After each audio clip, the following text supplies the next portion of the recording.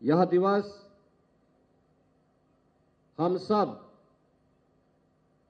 धनतेरस के रूप में भी मनाते आए हैं। आपस में एक दूसरे के साथ समन्वय और कितना अच्छा संजोग है कि धन्वंतरी जयंती ये आयुर्वेद के जनक माने जाते हैं,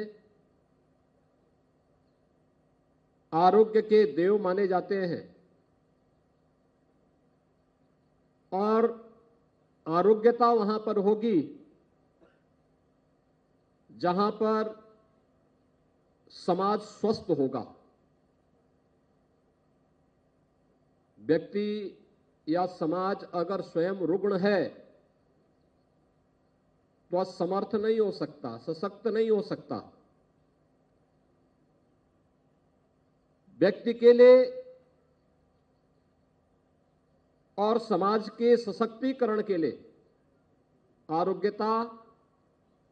पहला लक्षण है और आरोग्य के देवता के जयंती के अवसर पर हम सब स्वतंत्र भारत के इस नए शिल्पी जिन्होंने 1947 में अखंड भारत की आज के स्वरूप को प्रदान करने में महती भूमिका का निर्वहन किया था, ऐसे सरदार वल्लभ भाई पटेल जी की पावन जयंती के पूर्व इस आयोजन के साथ जुड़ रहे हैं। हम सब जानते हैं, भारतीय मनीषा ने वैसे भी कहा है, स्वास्थ्य के बारे में जो लक्षण उन्होंने स्वास्थ्य के बारे में बताए हैं और स्वास्थ्य के कारण क्या कुछ हम कर सकते हैं, एक स्वस्थ व्यक्ति क्या कर सकता है, वह हर भारतवासी उसके महत्व को समझता है। शरीर माध्यम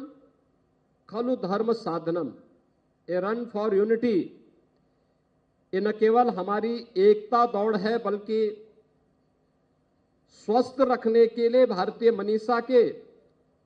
उद्घोष को भी चरितार्थ करने का एक माध्यम है। आरोग्य के देव के जयंती के अवसर पर हम इस आयोजन के साथ जुड़ रहे हैं, खासतौर पर तब,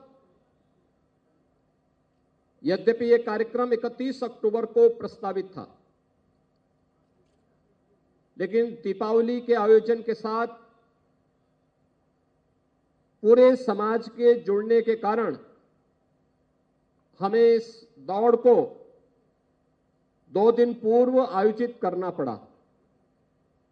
और आज हम रन फॉर यूनिटी के साथ जुड़ रहे हैं। इस वर्ष राष्ट्रीय एकता दिवस का महत्व और भी बढ़ जाता है जब पूरा देश लौह पुरुष सरदार वल्लभ भाई पटेल की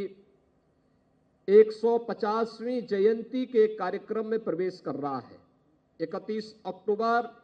2024 से 31 अक्टूबर 2025 तक वर्ष भर लौह पुरुष के 150वें जन्म दिवस के कार्यक्रम पूरे देश के अंदर भी, पूरे प्रदेश के अंदर भी अलग अलग रूप में आयोजित होंगे। वे वर्तमान भारत के शिल्पी हैं। अखंड भारत के शिल्पी के रूप में पूरा देश लौह पुरुष सरदार वल्लभ भाई पटेल जी का स्मरण करता है, उनके प्रति श्रद्धा का भाव रखता है। वे देश के स्वाधीनता संग्राम सेनानी थे, प्रखर सेनानी थे, आजादी के आंदोलन के साथ जुड़े हुए थे और जब 1947 में भारत स्वतंत्र हुआ तो स्वतंत्र भारत में जो ब्रिटिश सत्ता भारत को अलग अलग भागों में बांटना चाहती थी, उस षड्यंत्र को बेनकाब करने और देश के अंदर तमाम उन 563 से अधिक रियासतों को, जिनमें बहुत सारी रियासतें ऐसी थी जो भारत गणराज्य में मिलने को उस समय तैयार नहीं थी, लेकिन अपनी सूझबूझ से, अपने दृढ़ प्रतिज्ञ भाव के कारण अंततः चाहे वह जूनागढ़ का नवाब रहा हो या फिर हैदराबाद का निजाम, इन सब को भी सरदार वल्लभ भाई पटेल के दृढ़ प्रतिज्ञ के सामने नतमस्तक होना पड़ा था और ये सभी क्षेत्र भारत गणराज्य के हिस्से बने। बहनों और भाइयों, 563 से अधिक रियासतों का भारतीय गणराज्य में शामिल होना और अखंड भारत का ये स्वरूप आज जो हम सबके सामने है, पूरा देश उत्तर से दक्षिण तक, पूरब से पश्चिम तक पिछले 10 वर्ष के अंदर जिस एकात्मता के भाव के साथ जुड़ करके आज एक आत्मनिर्भर और विकसित भारत की प्रधानमंत्री मोदी जी की संकल्पना को आगे बढ़ाने के लिए कार्य कर रहा है, इसकी नींव में राष्ट्रीय एकता और अखंडता हम सब के लिए सर्वोपरि है। आज इस अवसर पर हम सब जहां इस राष्ट्रीय एकता दौड़ का हिस्सा बन रहे हैं, वहीं इस दौड़ के पहले हर व्यक्ति को एक शपथ भी लेनी है। वह शपथ जो राष्ट्रीय एकता की होगी, अखंडता की होगी, आंतरिक सुरक्षा की होगी, क्योंकि अगर देश की सुरक्षा पर कोई सेंध लगा रहा है, एक सजग नागरिक के रूप में हम मौन बने नहीं बैठ सकते। केवल सुरक्षा बलों के जवानों के भरोसे नहीं, सुरक्षा बल के बहादुर जवान अपनी जिम्मेदारी का ईमानदारी पूर्वक निर्वहन करते हैं, लेकिन एक नागरिक कर्तव्य के रूप में हम सबका भी दायित्व बनता है कि हम भी इस राष्ट्र रूपी यज्ञ में अपना योगदान दें। उस योगदान का निर्वहन करने के लिए आज हम सब इस कार्यक्रम का हिस्सा बन रहे हैं। मैं आज के इस अवसर पर पूरे प्रदेशवासियों को धन्वंतरि जयंती और धनतेरस की हृदय से बधाई देता हूं। लौह पुरुष सरदार वल्लभ भाई पटेल की